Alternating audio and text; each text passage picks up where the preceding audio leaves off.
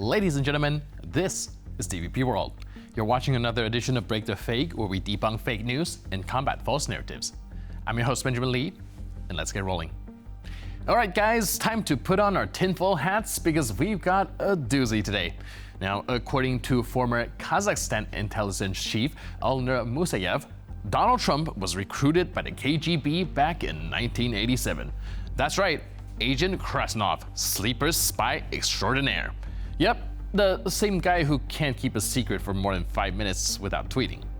Musayev claims that a Soviet operative flatters Trump, dangled business deals in front of him, and nudged him towards politics. Right, because when you think of Cold War espionage, you think of a guy who slaps his name on the line of stakes in a fake university.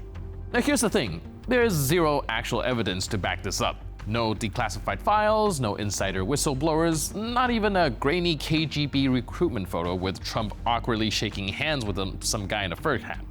Just one single Facebook post. The same platform that tells you Bill Gates is microchipping your vaccine is now the go-to for Cold War spy revelations. Now let's apply some common sense here. If Trump really was a Soviet asset, don't you think US intelligence would have picked up on it before he ran for president? The FBI does extensive background checks, and yet somehow the entire intelligence community, even the Democrats who would have given anything to torpedo his campaign, just missed this. Now, that would make Trump the greatest secret agent of all time. I mean, really? Greatest secret agent of all time? This guy? Now, don't get me wrong. Trump has been weirdly cozy with Russia for years. The praise for Putin, the Helsinki debacle, the Russia if you're listening moment. It's all very suspicious. But let's not confuse admiration for authoritarians with actual espionage. There's a big difference between being a foreign asset and just being buddies with dictators. And here's where we all need to be careful. Just because something fits your worldview doesn't mean it's true.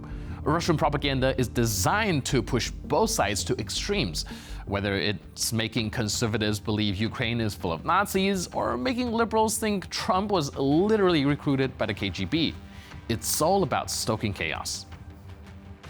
So, was Trump a Soviet agent? Nah, but does he have a history of admiring Putin and echoing Kremlin talking points? Sure, and that on its own is worth paying attention to. No spy thriller plot needed. Now, let's take a look at a little bit of NATO drama before diving into Russia's disjointed reactions. The alliance, the supposed bastion of Western unity, is currently too busy squabbling over troop deployments to Ukraine to notice Putin popping the champagne. After all, what's a little territorial conquest if your enemies are too busy bickering to stop you? However, what's the latest panic in Moscow? Well, the mere suggestion by Britain and France that NATO might send a peacekeeping force to Ukraine sent them into a frenzy. The reaction on Russian state television was predictably hysterical. Solovyov, the Kremlin's chief court jester, was foaming at the mouth, declaring, quote, "We will kill anyone who sets foot on our land." 30 тысяч хотите послать в Россию? Значит, Макрону из Штамера повторю слова, многократно звучавшего в этой студии, как цитата, из очень точного высказывания депутата Государственной Думы господина Толстого. Мы убьем вас всех. Всех, кто придет на нашу землю. И нам не важно, какое качество вы себе пытаетесь придумать. Мы четко и ясно сказали, войска НАТО ни под каким флагом, ни под каким предлогом для нас не являются темой для обсуждения и будут уничтожены. Мы убьем вас всех, кто придет к нам со злыми намерениями. И мы спасем ваши народы от нацистской чумы. Даже если вам нравится это заболевание, мы излечим вас насильственными методами.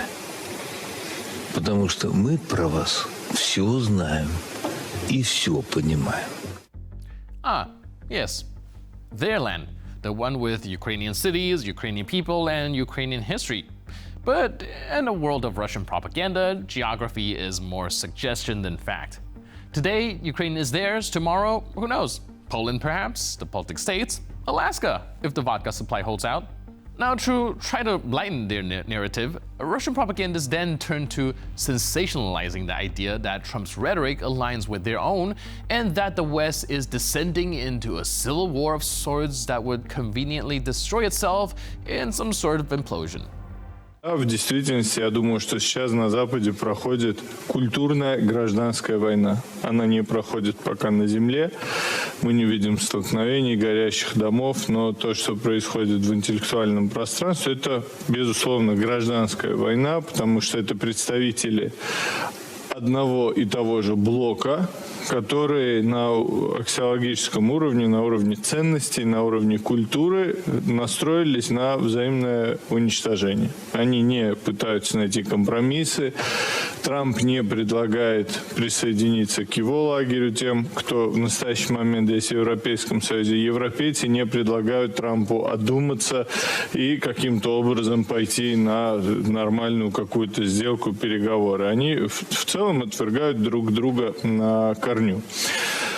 Для нас это, безусловно, хорошо, потому что хорошо или плохо всегда можно определить, мне кажется, только в сопоставлении. То есть можно, конечно, сопоставлять с нереалистичными какими-то сценариями, но так как мы люди серьезные, это одна из причин, почему, очевидно, мемы выходят, что Дональд Трамп смотрит Соловьев Лайв. Почему? Потому что на протяжении всего этого времени, в отличие от целого ряда грантополучателей... Но мы знаем, что он смотрит воскресный вечер. 100%. Ну, минимум по вторникам точно. Вот, пожалуйста, вот есть сейчас несколько мемов. Одна из них, что он смотрит вечер с Владимиром Соловьевым.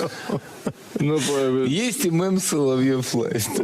Понятно, почему возникают такие мемы, потому что основная причина в том, что то, что сейчас говорит американская администрация, на протяжении долгого времени говорилось в этой студии. And so, while NATO members bicker and posture, the Kremlin also sits in a mess of their own propaganda, failing to find a coherent message. This fog of war can really get confusing sometimes. Vladimir Putin, the man who never met a border he didn't want to redraw, has once again sent his propagandists out to explain why Odessa, historically a Ukrainian city, was never actually Ukrainian.